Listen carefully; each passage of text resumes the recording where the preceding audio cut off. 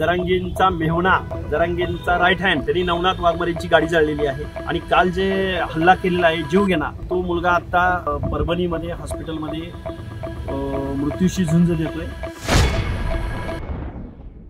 मी मोर्चाला येऊ, माजलगावला पोलीस स्टेशनवरती आम्ही मोर्चा घेऊन जाऊ आणि महाराष्ट्राच्या मुख्यमंत्री महोदयांना माझं सांगणं आहे की आपला गृह विभाग एवढ्या दिवसात ढवळ्या आमच्यावरती हल्ले होत असताना माझ्यावरती 8 ते 9 हल्ले झालेले आहेत। तरीसुद्धा इथं प्रशासनाचा म्हणजे पोलीस डिपार्टमेंटचा धाक इथल्या लोकांवरती राहिलेला नाही, असा आमचा गृह विभागावरती आरोप आहे। आरक्षणाची लढाई ही मुद्द्यावर आली आहे का?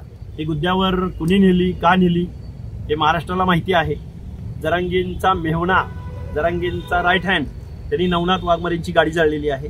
आणि काल जे हल्ला केलेला आहे जीवघेणा, तो मुलगा आता परभणीमध्ये हॉस्पिटलमध्ये मृत्यूशी झुंज देतोय।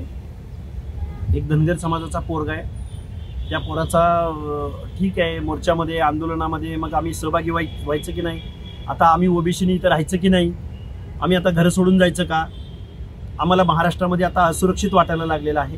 त्यामुळे आम्ही आंदोलनं करायची का नाही करायची लोकशाही मार्गानं, हा प्रश्न आम्ही या महाराष्ट्राच्या मुख्यमंत्र्यांना विचारत आहोत। ओके।